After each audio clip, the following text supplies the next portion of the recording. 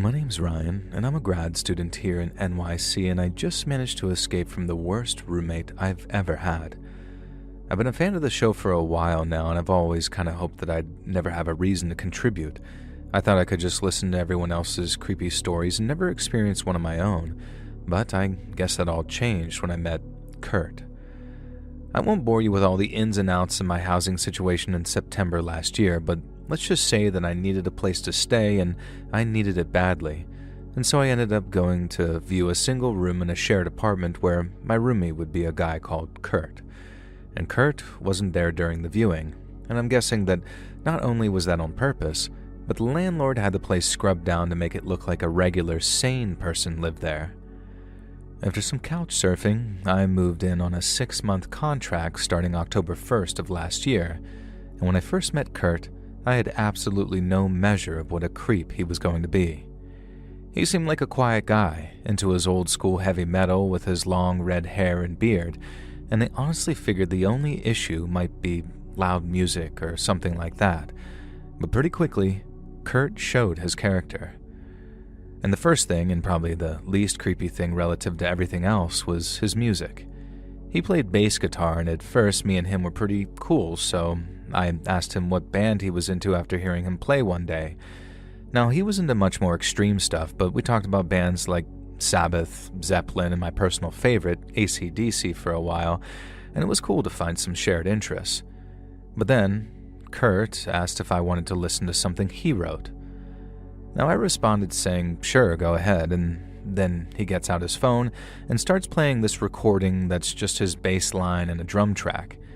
It sounded pretty cool at first, like kind of creepy sounding, but still pretty good, and it kind of reminded me of Dawn Patrol by Megadeth, if you know the song. Some vocals kicked in, something kind of weird sounding I had to almost concentrate on to hear, but then I realized I wasn't hearing anyone singing. It sounded like a young woman talking, and she sounded very upset. I figured it was some kind of spoken word thing that he was working on with someone, but then, as the girl kept on talking, I realized that she was the survivor of a violent, carnal assault, and that she was recounting her experiences either in court or some kind of police tape. I said, dude, is it real? And not like a sort of, oh man, that's cool kind of way, like, what the F kind of way. But Kurt just smiled and nodded and then started telling me about the exact crime it was from and things like that. I didn't say it to his face, but I thought using that audio was in very, very poor taste. But like I said, I didn't want to start an argument or cause any tension, and so I just palmed him off with something like, good art is always provocative, I guess, and then turned our talk onto something else. I only had to live with the guy, and I didn't think his weird taste in tunes meant that he was a serial killer or anything like that, but then I guess in that department, the thing he did next did him no favors. So I come home, I'm hungry, I open the fridge, and there's a bunch of what looks like organ meats in unlabeled jars, and the whole fridge stinks like vinegar.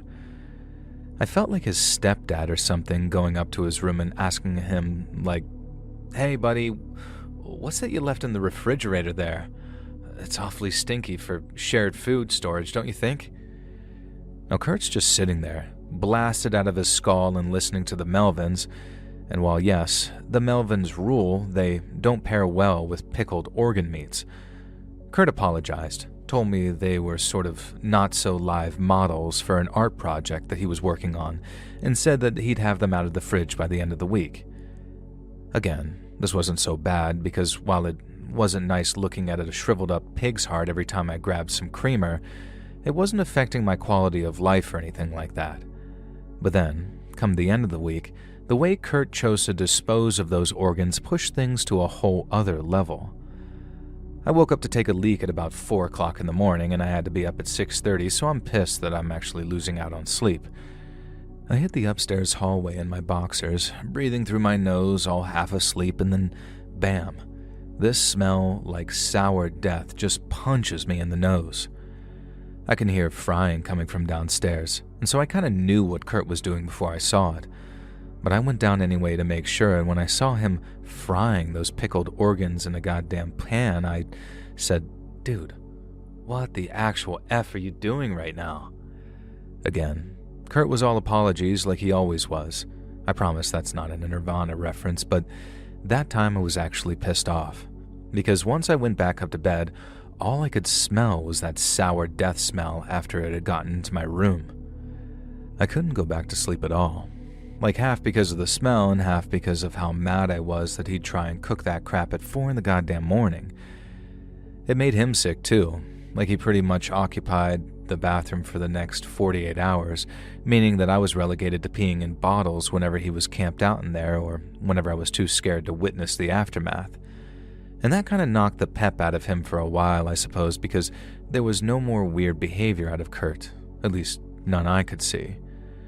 Now, the next thing happened maybe 2 or 3 weeks later when I came home to find a piece of meat hanging from some string he had tied to a cabinet handle, just sort of hanging there over the workspace.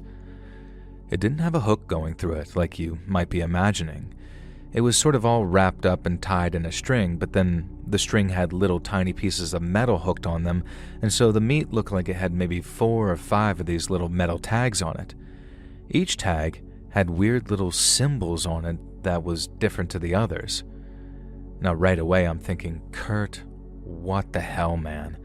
And while I wanted to just toss it because it was a freaking dripping onto the counter, I just wrapped it up in plastic and put it in the fridge for him. Kurt comes home asking why I moved his meat and then asked me not to do it again because he was curing it.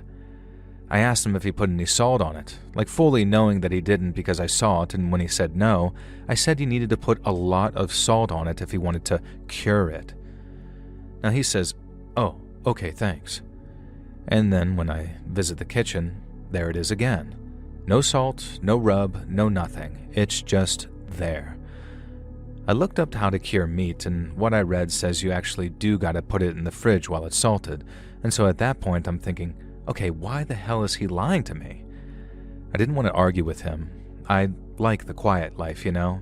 And so instead of actually telling him what a disgusting creep he was being with his little hellraiser ornament, I very politely suggested that he keep his meat in his bedroom so he wasn't making the kitchen unsanitary. I also added that he was going to make it a safety issue. I had no choice but to contact the landlord. I wasn't a dick about it. It was more like, just work with me, dude. And since he wasn't a total a-hole, Kurt agreed to do just that and keep his meat in his room. The final straw was when the smell of rotten meat started seeping out from under his bedroom door, and then it wasn't long before I noticed an uptick of flies in our apartment. I got in touch with the landlord and asked him to perform some kind of apartment inspection so he could personally tell Kurt to stop just letting raw meat rot in his bedroom. He said he was busy for a couple of days and he would be over the first chance he got. But before then, I realized why the apartment was starting to smell worse and worse. It wasn't just seeping out from Kurt's door. He was hiding pieces of it around the apartment and letting it rot. He didn't get violent or yell at me when I confronted him about it. He gave me some evil-looking death stare, but he didn't say anything. He just slammed his bedroom door in my face, told me he didn't want to talk to me anymore, and at that I called the landlord again and told him not to bother coming over, or at least not on my behalf anyways, because I wanted out. I still had to pay him a month's rent at the start of this month, but I honestly thought it was worth it just to get away from Kurt in that apartment. I think he's a scumbag because I figured that he deliberately hid Kurt's character from me, who, by the way, was having his rent paid by his goddamn parents. I also used to wonder how he could afford to live there without any discernible source of income, but on the way out, the landlord mentioned it and it all suddenly made sense. The same landlord actually offered me an alternative place to stay, but there was no way in hell that I was about to trust him again. Not after he basically tricked me into living with a freak like Kurt.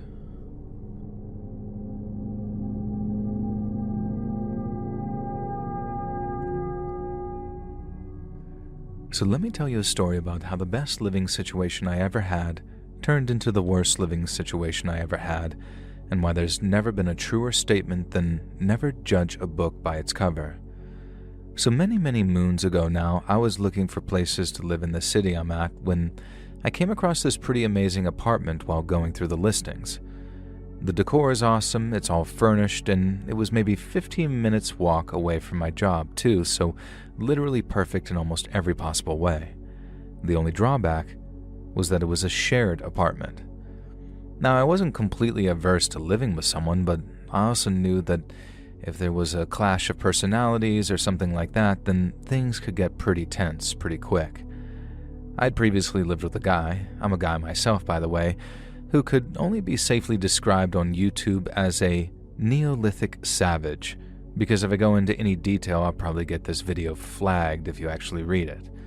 Now my point is, I knew that there was no point in me living in that place if the roomie was going to be difficult, and so I asked the landlord if I could meet him during the viewing, and that is how I met Todd. And Todd seemed like the dream roommate, honestly. He said he worked a lot and that he liked going to the gym and all of that in his spare time, but when he said that he'd be out of the apartment a lot, he wasn't kidding. I had the whole place to myself pretty much all day, every day, and the only times that I'd catch him chilling on the couch was when the game was on or when he had an injury or something like that. But even when he was home, I was stoked to have him around. He was a funny guy, he was clean, and he was chill too, so generally nice and easy to live with. But then came the night when everything changed. So the place had these 2 big bedrooms, these ensuite bathrooms, the works. Mine had a lock on the door too, but I didn't think that I'd need it, you know? Todd was a respectful and mature enough person to knock before entering and whatnot, so while I briefly considered using the lock, in the end I was sort of thinking, why bother? Now anyways, I've been living there for just over a month with absolutely 0 complaints all around, and the whole time, Todd was the ideal roomie. But then one night, I woke up needing to pee in the middle of the night like usual, and when I rolled over in bed, all I could see was this dark figure standing by the open doorway. And I freaking screamed so loud. I pretty much dived backwards off the bed, still screaming at the top of my lungs. Then by the time I grabbed the little folding knife I kept in the drawer, Todd had switched on the light. It was him, standing there in his underwear, but as weird as it might sound, he was just as surprised as I was. You see, Todd wasn't aware that he'd got up out of bed and walked into my bedroom because he'd been sleepwalking. Now, I said he probably should have just told me that once I'd moved in, but as it turned out, Todd hadn't done any sleepwalking for years. He said he used to do it a bunch when he was a kid, especially after he and his family moved house one time, and he figured it was probably the change of me moving in having triggered it or something, and said that he'd never had neglected to mention if he'd been actively sleepwalking. I just wanted to get to sleep, honestly, so I just told him everything was fine and then went back to bed. Now, the next morning, I texted him to say basically, hey, sorry if that was weird, and I'm sorry about your condition coming back. I hope everything's okay. He told me we were good, but that maybe I should start locking my door in the future. I texted him back saying, sure thing, Captain Obvious, with maybe a laughing emoji, and then we were pals again. Now from then on, I started locking my door at night, but it also wasn't like Todd wasn't doing anything about it. He said he went to some doctor who gave him a prescription for mild sleeping pills, and then for about a week or so there was nothing. And then one night, I'm asleep in bed and I hear bang, bang, bang, bang on my bedroom door. Now once again, I'm just about jumping out of bed, but since Todd's knocking, I figured that he must be awake, so I asked him what's up. But I get 0 response. I knew he must have been sleepwalking, so I called out to him to say, hey, wake up! All that kind of stuff, but again, I got no reply. I got up out of bed thinking, please don't make this a regular thing. And then when I opened up the door, there's Todd, buck naked, with his eyes all rolled up in their sockets so all I could see was the whites. I yelled something, slammed the door, and I think that's what woke him up, because the next thing I hear is him saying sorry and then running back to his room, still apologizing. I didn't follow him. I was mad, but what the hell could I do? The guy had some serious condition. It wasn't really his fault. And so I went back to sleep, went to work the next morning, and then called Todd at lunch to see how he was doing. He kept apologizing for waking me up, but I made it clear that as long as he was seeking help, then it was fine, because sooner or later the issue would be resolved, and that's aside from the fact that he couldn't really help it. He was super grateful, which was fine, because what choice did I have other than to work with him, and then again, that same sort of pattern played itself out. He went to the doctor, got more powerful sleeping pills, and even started hammering cardio at the gym after work to really tire himself out, you know? And there were another couple of weeks without incidents, and then, once again, I woke up to Todd banging on my door in the middle of the night. I was just getting so tired of it by then. Almost every time we thought he'd handled it, it came back all over again. I started to suspect that he might not be sleepwalking, and that this was sort of like a weird way of trying to force me out. But I guess that was my paranoia and exhaustion talking because, well, I guess you'll soon see. And so he bangs on my door, wakes me up, and I start telling him to wake up and go back to bed. I put my head back down on the pillow, and he didn't knock again, but I also didn't hear him wake up or walk back to his room, so I got up, walked to the door, and started listening out for him. I figured that he might have maybe quickly walked off to another part of the house, but I also didn't want to just open my door up just in case he was standing there naked again. And so as I said, I listened, and what I heard sent a chill run through me. Todd was standing on the other side of the door, all right, and I knew that because he was whispering something. I knew it was just his unconscious brain working and that what he was saying probably didn't mean a thing, but just hearing him whispering on the other side of the door gave me the creeps, big time. I ended up waking him up by banging on the door back at him, and it sucked to hear him get scared and frightened, but at least it let me know that he was for real. I started questioning why him knocking on my door didn't wake him up, but me knocking back at him did. But I guess it was sort of like the outside stimulus throwing him off his sleep rhythm or something, because, like I said, I don't suspect him of faking this anymore. Now anyway, the final time it happened, before I started to consider just leaving at the end of that month, I recorded it to show Todd that next morning, and I guess just so he could see things from my perspective. Now he started hammering on my door again, and I tried waking him up by banging back, but for some reason that didn't work, and he started whispering again. Now I banged a second time, thinking another round of knocking back might do the trick, but all that did was make Todd start speaking louder, and it was then that I heard what he was saying for the first time, and it was almost like a prayer, but all kinds of jumbled. There was a lot of, "Our Heavenly Father, Lord, hallowed be thy name," but none of it actually went anywhere. It was all these phrases just sort of looping and spiraling until it sounded almost like nonsense talk, just like an edge of reason to it. Now he spoke in this weird voice too, like in the back of his throat almost, and I honestly think that it was one of the single creepiest things I've ever heard in my life.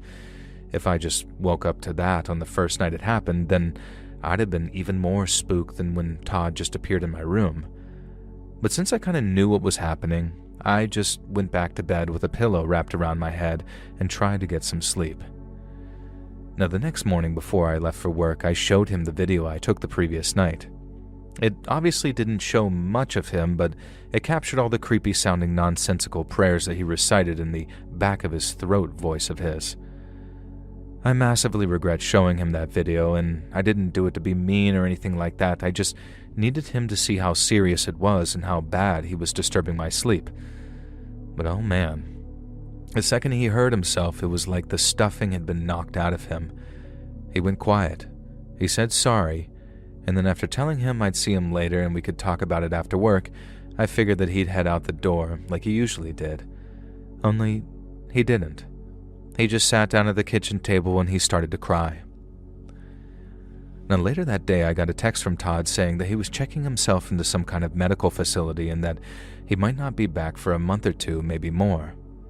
I had the apartment all to myself for a while, which was nice in a way, but I was really worried about Todd. We kept in touch, and I'd ask him how his treatment was going and all of that, but he'd always give me one-word answers and then change the subject like he didn't want to talk about it. Now, I remember thinking it probably wasn't going well since he didn't want to talk about it much, and then after 2 months, Todd told me that he wouldn't be moving back to live with me, and he'd be sending someone over to gather his stuff. It was sad, knowing this super capable guy was having such trouble with a medical condition. I mean, it was creepy as hell being in the middle of all of that, and I think it'd have been a hell of a lot more frightening if I didn't know what was going on. But I did, and there was a rational explanation for it. It just sucked it was happening to him, and I lost his number after losing my phone, so these days I can't reach out to see how he's doing. So Todd, buddy, if you just so happen to be listening to this somehow, I hope you're doing much better, and I still think about you from time to time.